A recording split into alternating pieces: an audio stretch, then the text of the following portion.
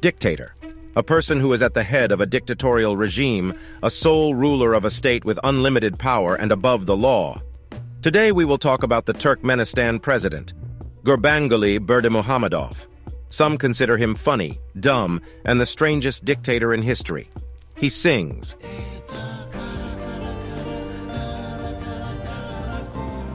raps, plays the guitar,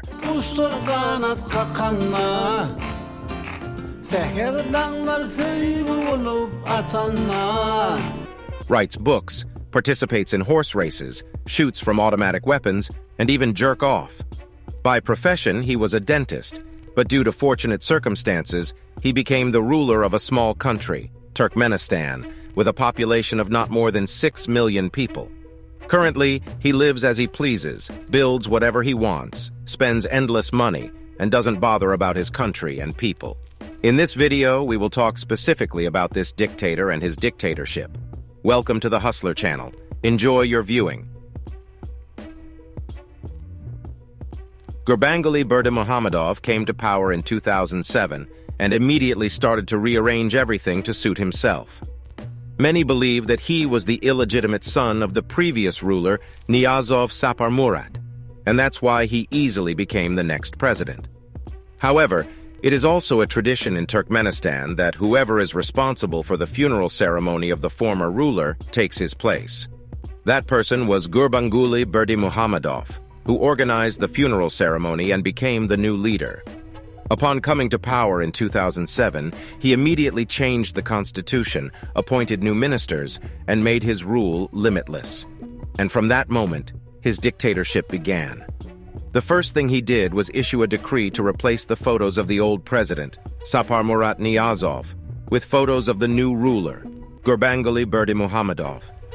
Every Turkmen was required to see his ruler daily and show him boundless respect. The entire budget of the country was invested in the construction of the white marble city, Ashgabat, which is the capital of Turkmenistan. The main streets were paved with asphalt, all the lawns were perfectly trimmed, and the city was adorned with golden monuments. Each lamppost had a unique design. But there was one very big question: where were all the people? The streets were empty, as if it was a ghost town, and only the police could be seen. When asked where all the people were, they would answer, at work. And when evening came to the same question, they would say, already at home. In fact, although the city looked marble white, its design was very outdated. This was because the great Berdimuhamedov did not hire a single architect designer, and everything that was built was done according to books from the USSR of the 1970s, as well as details invented by the president himself. An incredible amount of money was poured into the city every year just to maintain the marble's condition, which was getting darker every year. But only tourists and President Gurbanguly Berdimuhamedov himself could see this ideal city. Ordinary residents were stuck in the USSR era. Their homes had not seen repairs for 30 years.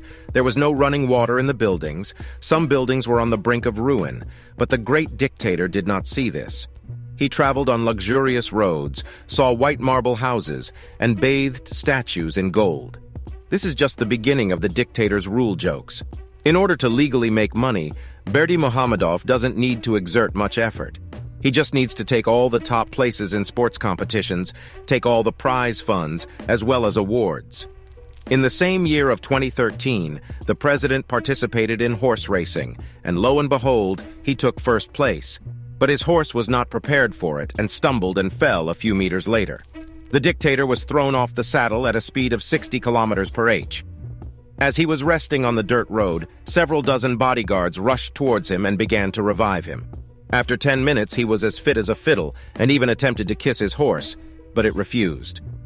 Despite the incident, which caused Berdimuhamedov to leave the competition on his horse and hold an $11 million certificate in his hands in celebration of his victory, he was also gifted 7 Akal Teke horses, one from each region, by the law enforcement and horse breeders. The value of each horse can reach up to $2 million. The special services tried to conceal this unpleasant incident.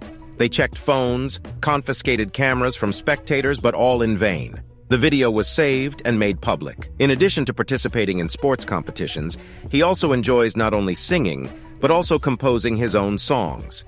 For example, before the start of the 2017 Asian Indoor and Martial Arts Games, he personally composed the song Forward Only Forward, Native Land Turkmenistan, which became the anthem of the Games.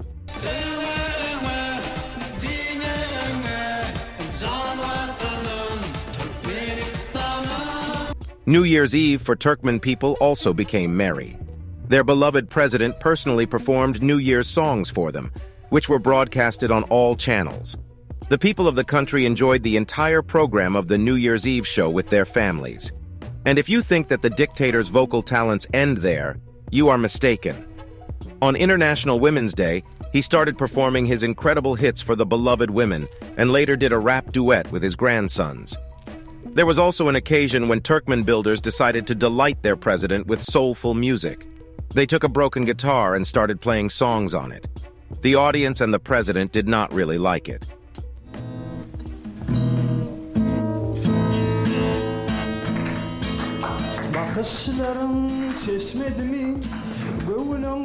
That's when the great dictator decided to take matters into his own hands and uplift the spirits of the citizens.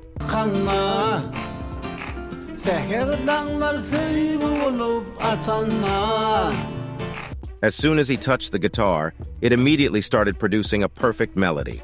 But as they say, it's not enough to just sing, you also need to exercise your body. In order to boost the nation's sports spirit, the president immediately began setting an example by going to the gym and working out his own body.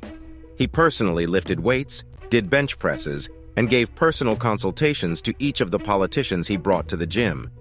Neither age nor injuries could be excuses. Sports propaganda was shown on TV daily. The dictator personally raised a golden dumbbell in his office in honor of the sports nation, amid loud applause from his ministers.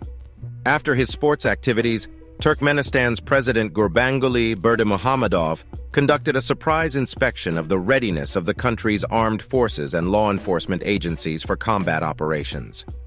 The personal staff of military units in the country was mobilized in response to the alarm, and combat aircraft and helicopters headed to military training centers to practice maneuvers.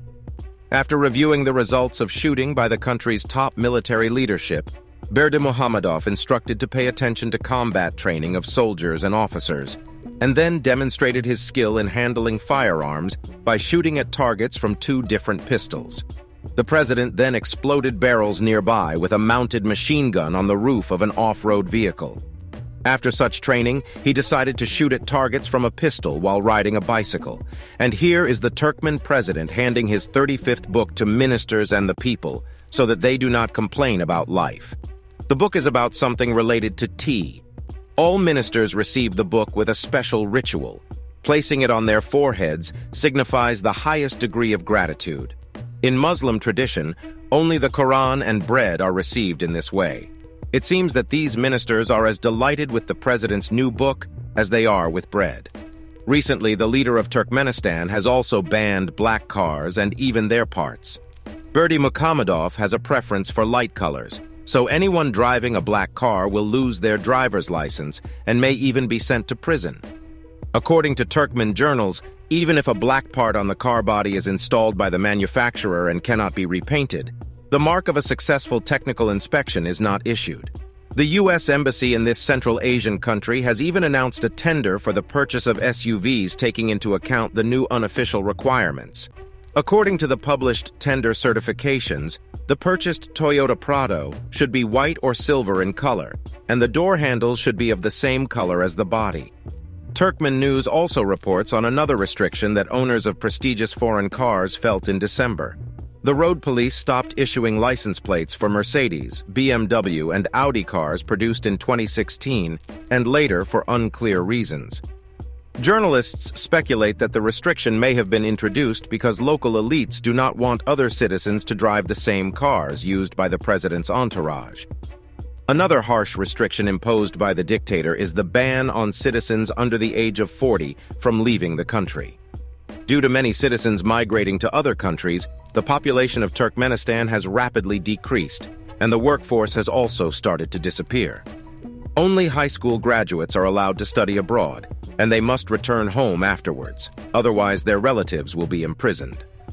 On his 56th birthday in 2013, Gurbanguly Berdimuhamedov ordered a personal concert from Jennifer Lopez, which cost him $1 million.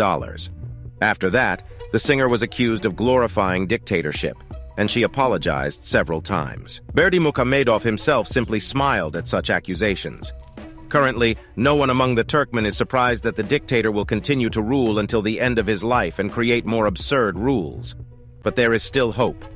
Now, the people who have left the country are beginning to stir, and perhaps in the future, they will be lucky enough to somehow remove such a dictator. This video was prepared by the Hustler channel. Live freely. Subscribe to the channel. See you there.